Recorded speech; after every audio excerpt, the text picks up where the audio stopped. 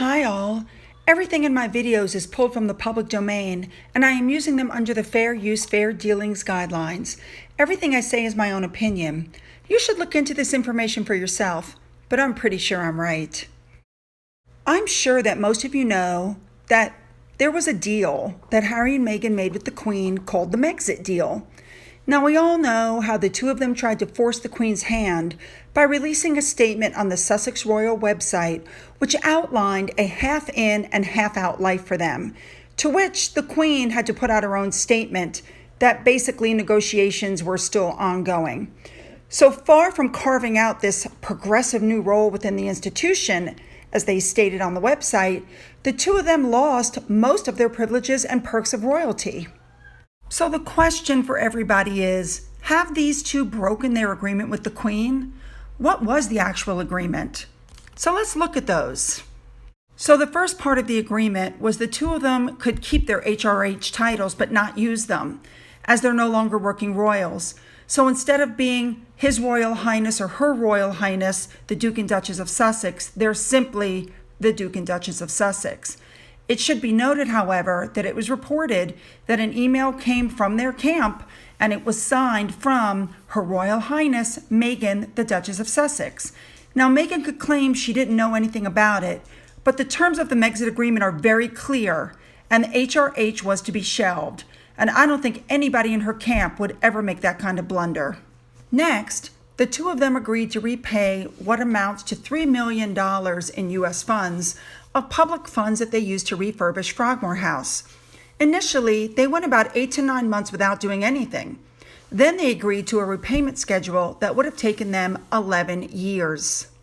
Now, most people felt that that was extremely insulting, as they just purchased a multi-million-dollar home in California, and it was after they signed the Netflix deal that they paid back the money.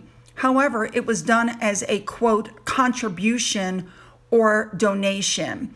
I believe that was done to help them with their upcoming tax bill, as they need the write-offs in the worst way for the IRS. Now, the next part of the agreement must have really hurt for Harry. He had to give up all of his military titles, but the Queen agreed to leave the space open for him just in case at the 1-year mark he'd want to return. But then he did something that is completely against the royal rules, which leads us to number 4. Harry and Meghan were to remain politically neutral. Far from doing that, they did a chat where it was very obvious that they are backing presidential candidate Joe Biden. Such an outcry was there from their actions that at first, Buckingham Palace issued a statement saying that all the statements they were making were made in a personal capacity because they were no longer working royals. But that, however, did not placate people, because whether or not they're quote-unquote working royals, they're still the Duke and Duchess, and they're throwing those titles around here like you wouldn't believe. And therefore, their statements cannot be construed as personal in nature. A U.S. Senator named Jason Smith was so upset that he wrote a letter to the U.K. ambassador to be passed on to the Queen. This letter points out that her grandson is meddling in the U.S. election and demands their titles being removed. Having done this, the Queen is now filling Harry's coveted military position of Captain General of the Royal Marines with his brother William, instead of waiting for the 1 year to be up. That's your punishment for meddling in the elections. The next section of the Mexit agreement is where they agreed that any business dealings they did would be reviewed by Buckingham Palace, and commercial dealings would be assessed to ensure that they remained in line with the monarchy's values. The monarchy said it would review and approve or deny any of their profit-making ventures. And the two of them said that they would do everything to, quote, continue to uphold the values of Her Majesty.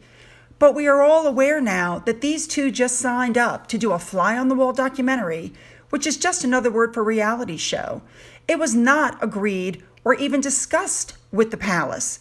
Now, it was rumored early on that Meghan was found in parts of the palace taking pictures and videos and was caught doing so. And so from that point on, she had to be chaperoned whenever she went anywhere, because some areas were also made off limits to her. My question is, are these videos and photos going to show up in this documentary? Because I have a feeling they are. And finally, we come to the really big part of the Mexit agreement, which has to deal with the Commonwealth. Now, the Commonwealth is 54 countries working together for prosperity, democracy, and peace, and it is the Queen's life work. So while Harry was forced to relinquish the title of Commonwealth Youth Ambassador, the Queen made the decision to leave them as the president and vice president of the Queen's Commonwealth Trust. So what happened?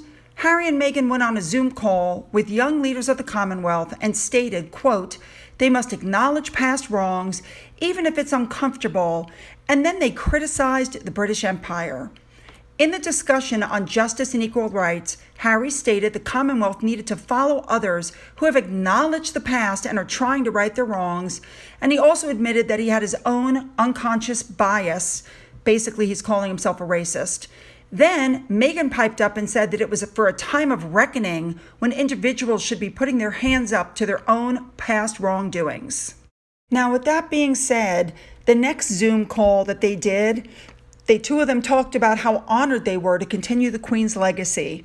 I have a feeling they realized that they went too far in the previous Zoom call. So did they live up to their agreement? No, they did not. The only thing they did was repay the money. Everything else, they broke.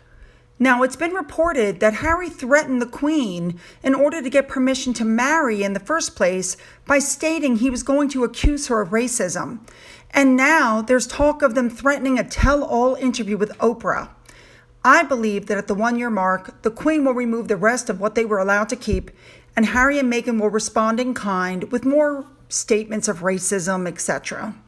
So what do you guys think? Did they uphold their part of the Mexit agreement?